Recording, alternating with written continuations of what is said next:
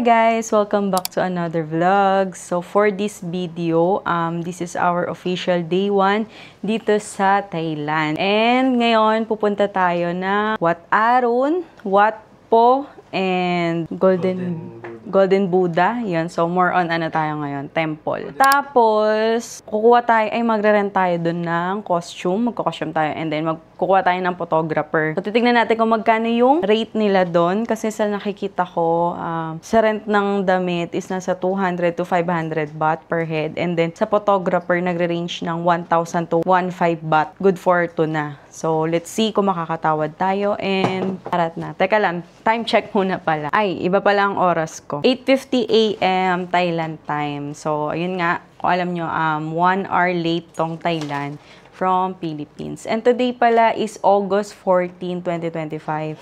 So, kahapon nung umalis tayo is August 13, hindi ko nabanggit. So, ang weather ay mukhang maaraw naman. Ayan, kitang-kita nyo naman sa liwanag. Ayan, yung liwanag din ang gagaling sa labas. And maaraw naman siya. Parang, di ko sure kung mainit or ano. Pero ayon sa weather, mamayang gabi, parang medyo maulan. So, tignan natin. Sana wag naman tayo yung ulanin talaga. Kasi, based sa research ko, August is bagyuhan talaga dito sa Thailand. So, sana swertehin pa din naman tayo sa panahon ngayon. Tara na, let's go! This is our OOTD for today. Red. Red ang ganap. White, red. Yan. Yung mga damit pala na dala ko dito is more on recycle lang. So, hindi ako bumili ng bagong damit. Kasi bala ko, dito ako bibili. So, maghahanap tayo. Pero ilan lang yung dala ko? Siguro mga good for 3 days. 3 to 4 days ata na damit yung dala ko. Eh, diba, 6 days tayo dito or 7 days. So, bibili ako ng mga ilang damit sa mga night market. Ito na nga ba yung sinasabi ko? Since mura lang ang mga taxi dito sa Thailand, ayan, taxi na agad ang binook.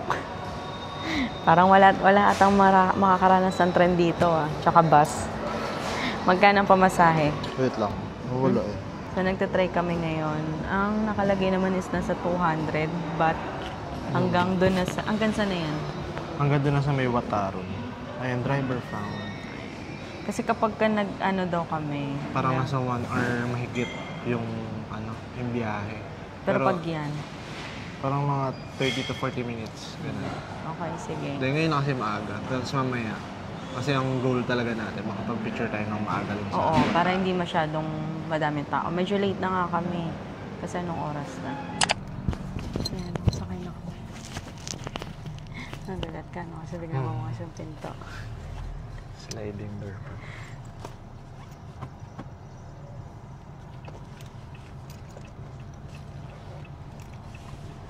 So, finally, nandito na kami. Ito yung entrance. Nag-discount si Kuya. Nakabukas ba mic ko? Oo, nakabukas. Nag-discount si Kuya ng 1 Thai baht.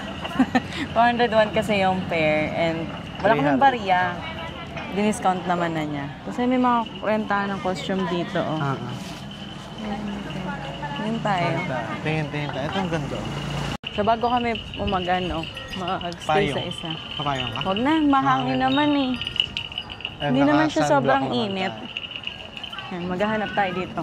Iikot-ikot na tayo. Ayun, ang dami niya. Puro na. Siguro mas okay para paglabas natin nandun. Sige, gusto mo doon na 150 baht na eh. Sabi ko mag-iikot-ikot kami. Tinamad kasi nainitan.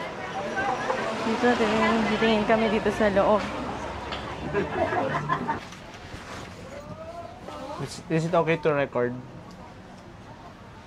Yes, May okay. iba ko. Nakuha namin siya dito ng 1.7 kasama na photographer. XL. XL. Okay. Sa akin is 150 talaga. Kasama na hairstyle, bag, umbrella, all in. Tapos sa kanya 100 baht. Tapos sa photographer is 1.5 baht for 2 person. Since binigyan na kami ng discount, parang 1.7 lahat na kami. I think white color, this one pen. Pants. Yes. White include pen. Red pants. Para mas okay yung... Pag red lahat. Ano ba? Maganda rin kasi yung gold. Not so handsome na. This one white and red. Okay. Ano ba? White, gold, red? Oo. Sa akin? Mas okay. Okay. Sabi niya hindi ka daw masyadong pogi. So, basta. You're not really handsome ba, sabi?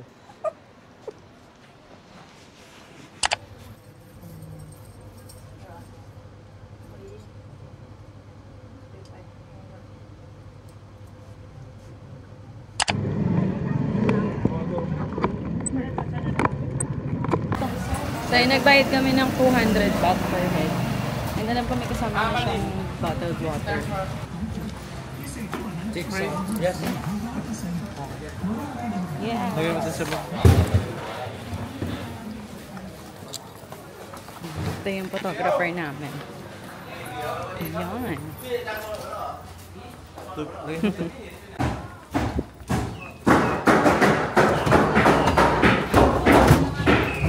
No baby pool. Yes, no baby pool. Yes. Wow.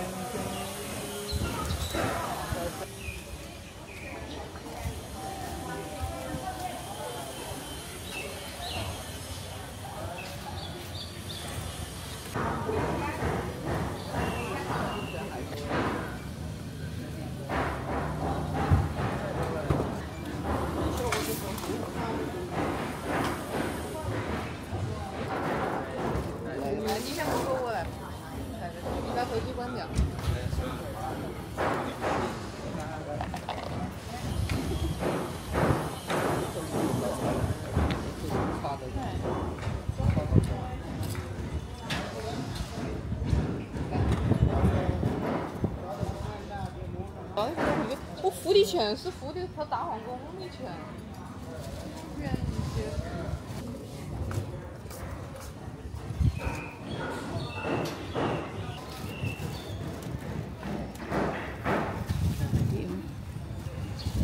Sino ka dyan?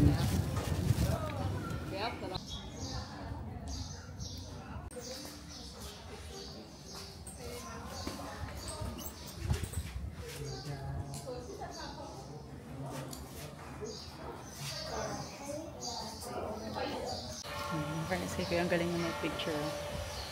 Tapos sinasabay niya ako, inhale, kasi tumataba. Siya ulit. Sabi,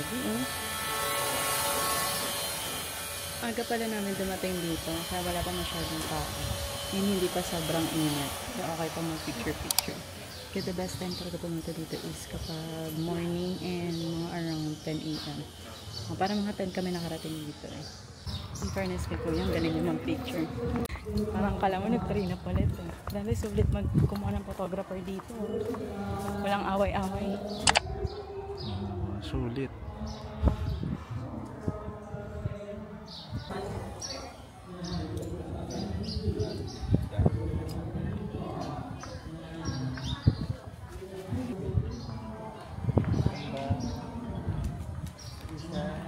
Ito na ang Reyna. Reyna ba? Hindi ko din alam. Madam. Ay, nandiyan na tayo. Ito na yung temple ba? Ewan ko kung anong tawag sa kanya. Yung pinuntahan mo, tapos hindi mo alam. Basta magpipicture. Hindi siya temple kasi wala naman ako sa loob. Anong tawag siya? Ay, video ka ng patay. Ayan, dami ng tao dito. Hahanap kami ng spot for photo. Ganda. Yes, I know. Go upstairs. Oh, so beautiful.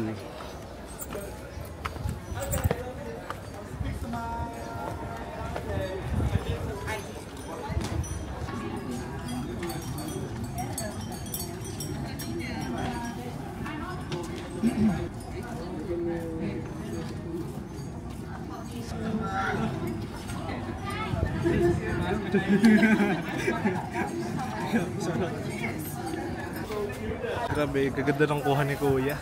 Sabi ko nung isang kuha, okay na, tara na, init kasi. Sino ka dyan? Umiinit na, damadami na din yung tao. Ito kay Christian, pagod na agad. Ayun o, siya naman ang pinipicturean ngayon. Oh, kaya mo talaga eh. Sabi niya, okay na daw, good na. Ngayon ang problema ko paano ko i-upload. Or ano yung i-upload kong picture ko sa sobrang dami ng magagandang kuha niya. Gusto niyo makita mga picture namin sa i-upload ko siya sa Instagram ko, i-follow niyo ako. Siguro magbibigay din ako dyan. Maglalagay ako ng mga ilang picture namin.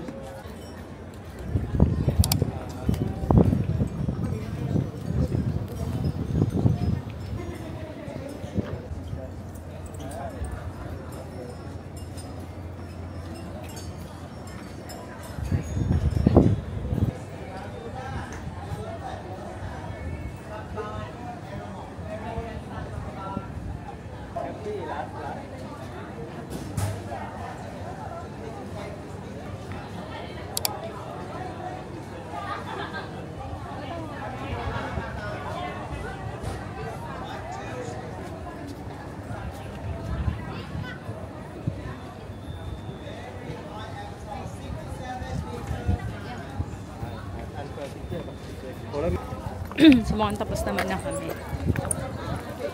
Sabi ko magti-tiktok ako dito, mukhang hindi na matutuloy kasi ang init na. Initing sulit naman ako sa mga picture. Ayun na, kinukuha na yung picture namin. Bills na. 100 Ang dami. What's your name? Bas? Bas? Yes. Okay. Bas. Number 268. Dito yan. Oh. Philippines.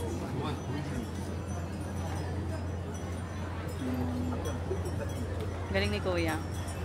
5 star. Good. TikTok. Yeah. Okay. Ayan, ito yung mga picture namin, no. Dami, 'di ba? Sample tayo. Oh, 'di ba? Ang ganda. Oh. Ito candid. Itong pogi, oh. Wow. Sino ka dyan? Ang galing niya kumuha. Diba? Ayan, i-upload ko yan sa sa Instagram ko, so i-follow niyo ako. Oh my God. Follow niya din daw siya. Yung buhok ko, tumitik kwas. Ang galing ni Kuya, grabe. Sulit yung yung pagkuha namin. Ay, bali na, 1.7. kasama yung costume.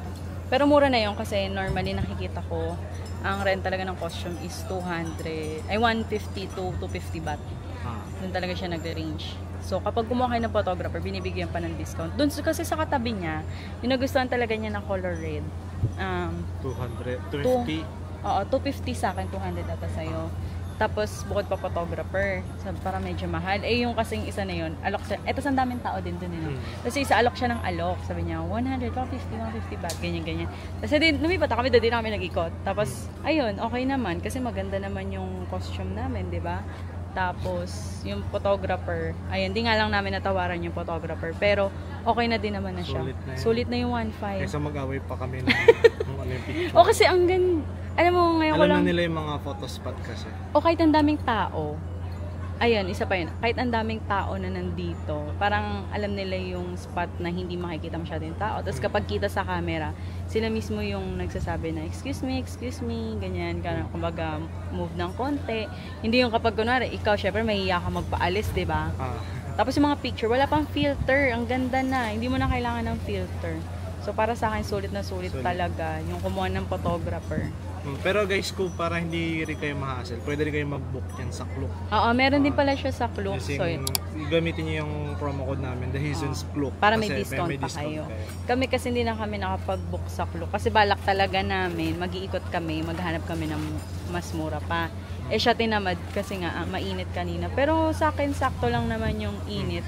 Nainitan na ako nung tumapat na kami sa araw. Pero pag nasa lilim ka naman, di naman masyado. Anong oras kaya tayo nakapunta dito? Mga magta-10 na. Magta-10. Almost 1 hour din yung mas maaga. Mas maganda kasi.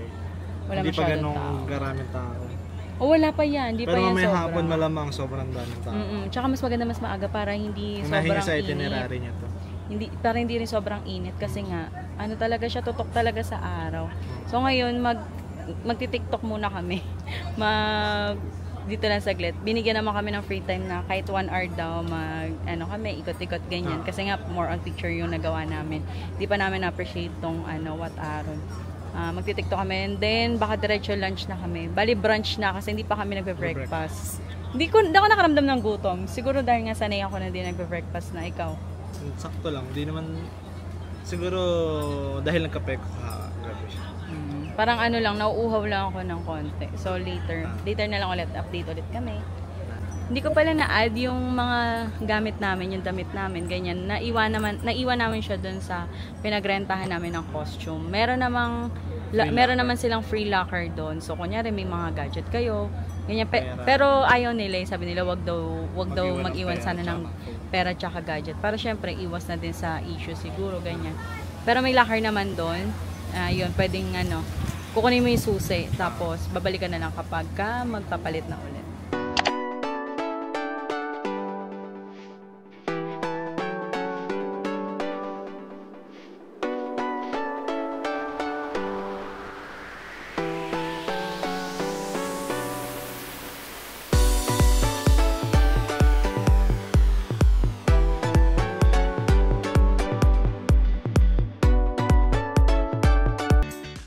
So, ayan, we're good na.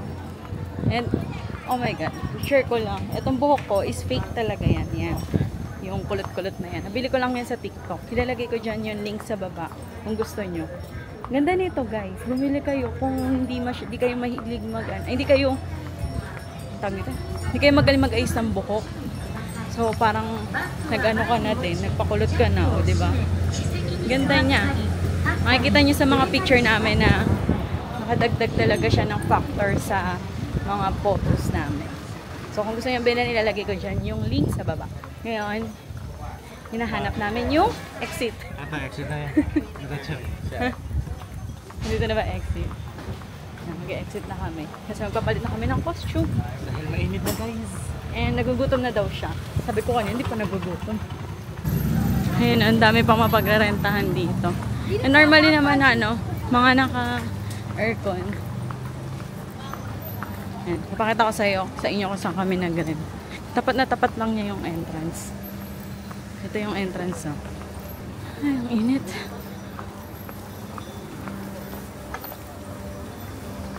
Ayan, dito na yun, eh. Ito. Yan. Yes, change costume na ulit. So, yung tinuruan naman nila kami. Dito na sa papunta na kami ngayon ng Watco. And ngayon from, di ba ito yung pinag-anohan namin dito. Tapos ito yung entrance. Hanapin daw yung number 8 and then 10. Turn right. Dito sa likuan. Ito, nakita ko na din yung number 8 eh. Ito, dadiretsuhin lang natin to. Dapat makita natin yung number 8. Ito na, yung number 8. So, dito tayo dadiretso. Yan. Yan, sa kabaan na yun, sasakay tayo ng ferry. Tapos ang pamasahinan daw is 5 baht. Yes. May napanood kasi ako sa TikTok. Na-scam sila dito. So, iwasan nyo yun. Yung magtatanong-tanong sa iba na tawag doon? Kung paano ipapunta sa ganito, sa ganyan. Kasi ang siningil ata sa kanila is parang 1,500 baht per head. Tapos kung saan-saan lang sila dinala. And then, yung lugar pa na pinuntahan, hindi pa talaga yung kumbaga inigot pa sila kung saan-saan. Tapos, basta, sabi niya, ang mahirap kasi noon, alam ko, dito kasi, parang uso yung, anong tawag doon? Human trafficking. So, pwedeng daling ka sa, anong bansa yun? Cambodia. Oo. So, iwasan nyo din yung ganun. So, kaya mas maganda talaga bago ka pumunta ng isang bansa, madaming research ang gagawin. So, ayan, nandito na tayo. Hindi ko yan na yun. Going to Watco. Okay.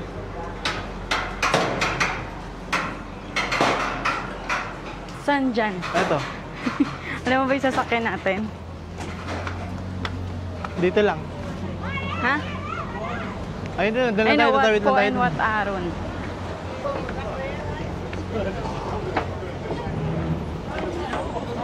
Ay! Yan na, under na. So, tawid lang pala. Kasi Kasi yun na nakikita na namin dito yung ano, Watpo. Ha? Magkano yung 5 baht? Mga 8. Kulang-kulang 10 piso. Oo, kulang-kulang 10 piso. Pamasahe. O, di ba? Pag gano'n ang babayaran mo. Kasi sa 1.5 baht. Tapos dito na rin tayo sasakay, papuntang ano, Chopray. Ay, dito din natin Chopraya. Di ba Doon wala yung pa dito Chopra. Icon Sayang? Ha? Icon Sayang. Doon yung icon sa Ayan. So mag-lunch muna kami bago kami mag-picture sa Watpo.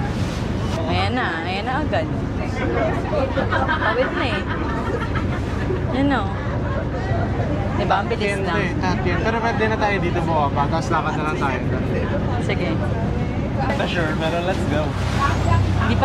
Hindi to yung Watpo eh. Katien? Can't. Pero doon kasi, dito kasi sa side na to yung kakainan namin. Lalakarin na lang daw namin.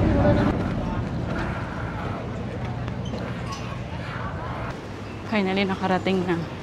Dito na kami sa Taarun. Mahal, gabi. 520. Parang share siya. Share din. Dito kasi maganda yung view sa labas. Since mainit, dito muna kami sa loob. Kaya may mapakita ko ano yung makikita sa labas. So, anong kakainin natin? So, yung mga pagkain dito, medyo pricey siya. Kasi nagre-range ng 180 to 500 baht. So, ito na yung first order natin. The coconut nut is a giant nut. Buko ng Pilipinas. If you eat too much, you get very fat. Gutom tapos sana no coconut. Oo. Ano? Pang Pilipinas. Tikman natin. Yung sabaw kasi yung inaano dyan.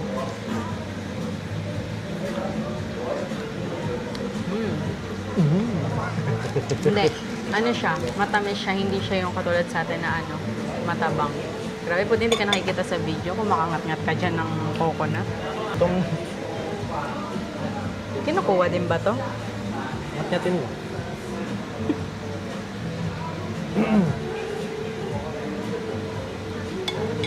Masarap yung sabaw niya.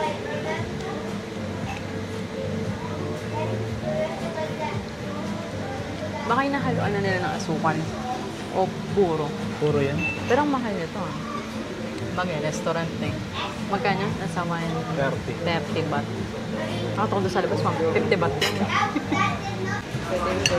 Kasi lang pala ng serving niya. Pero ang mahal niya, ito 180 baht, ito 180 baht ito? 220. 220. Tapos ito 180. Tapos ito wala pang price. Ito 130 baht. That's it. Eh, sabi sa'yo kanina, di ba? Spicy nga yan. Ano yung maanghang? Yung sauce? Yung sauce maanghang daw. So, kontihan lang natin.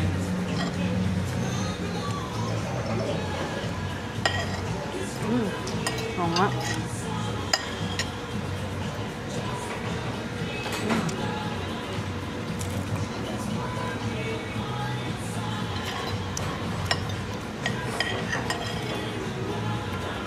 Ang sarap. Oh. Kung maubos ko yung kanin ko. Ito naman yung Shanghai ng Thailand. Spring roll. It's a spring roll. Pag nasa atin Shanghai, pag nasa ibang bansa, spring roll. Oh, parang ito yung lamang. Ang anghang. Para siyang Malaysian food. Doon ako naman, into maanghang naman ako. Hilig ako sa spicy. Ako din naman, pero wag naman yung sobra. Yung tipong... pwede yun, kunyari maanghang, tapos after a while, mawawala din. Ayun pala yung Watpo, ano? Yung Watpo na terminal. Ayun, yung katabing-katabi. Kasi... Tapos doon tayo bumaba. Layo pa nung nilakad namin.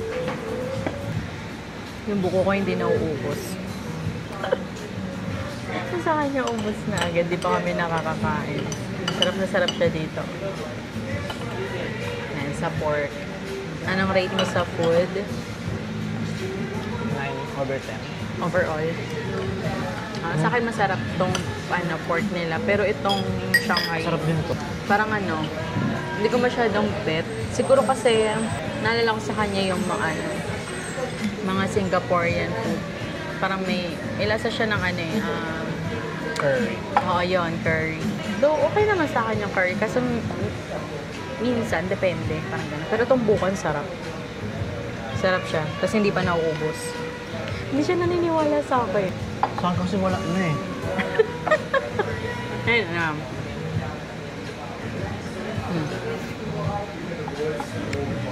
Meron pa. May laman pa.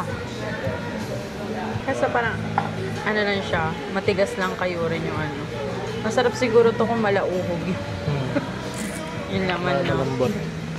Medyo mahirap lang siya kainin. Pakayod kaya muna natin. Ayun. So, dito tayo sa loob, magkakayod.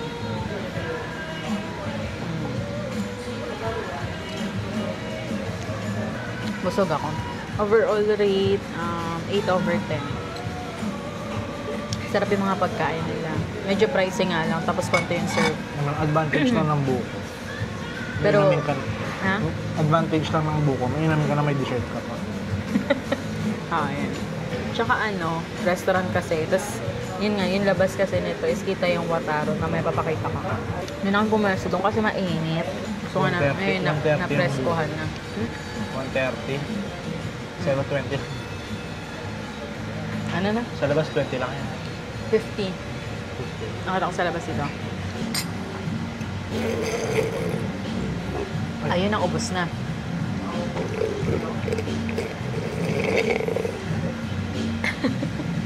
Ayun yung ubos na talaga. Magkakayod muna tayo ng buko. Dapat nga dito ang libreng kayod eh. Ayun na, kakapagod magkayod. So yun guys, diba sabi niya kasi hindi niya alam yung bababaan niya kanina. So bumaba na lang kami agad. Then, knowing na dito mismo, ito yung background nung pinagkainan namin. Dito kami kumain kanina sa loob. And then, ayan, yung background niya. Kitang-kita dito yung Wataro. Nasaan na ba? Ayan. Ito, yung Wataro niya. Tapos, ito lang pala sa side namin. Yan.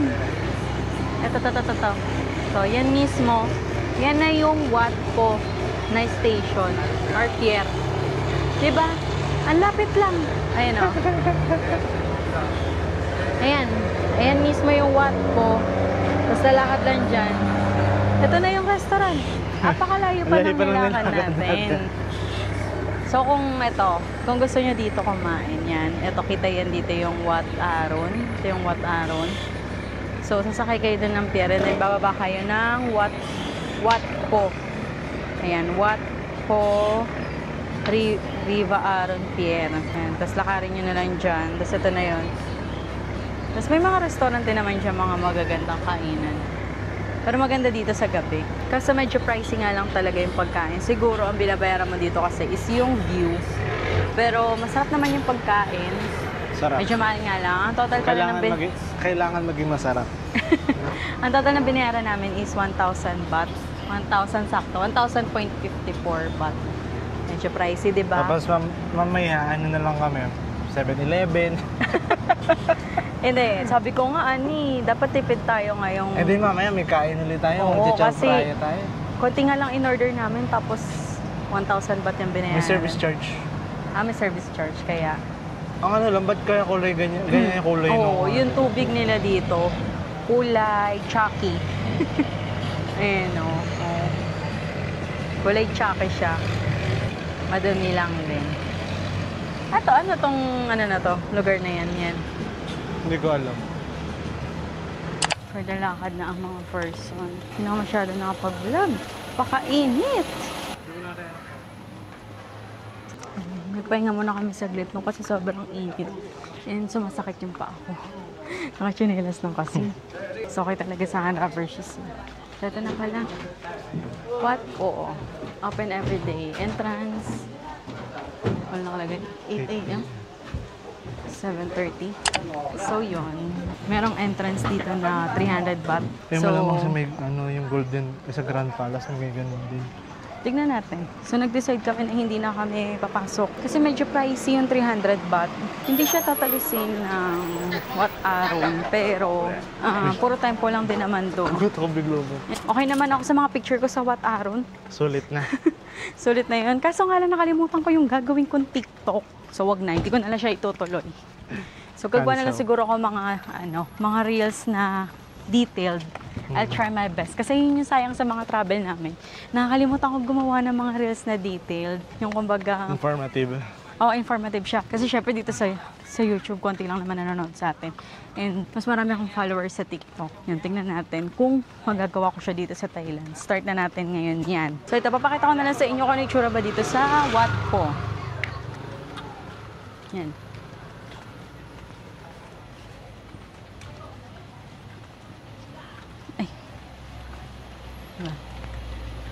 Maganda rin naman yung temple nila. So yun, nagtingin din kami. Malapit din kasi dito yung yung The Grand Palace. And tinignan kasi namin, yung entrance kasi doon is nasa 500 baht.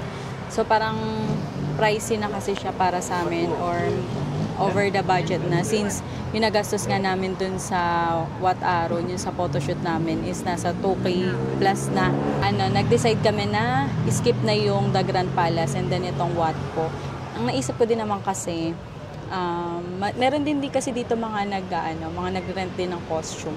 Tapos may mga photographer din. So, siguro, pagbalik na lang ulit natin dito sa Thailand, pag bumalik tayo, dito naman tayo magpo-photoshoot or dun sa The Grand Palace, di ba?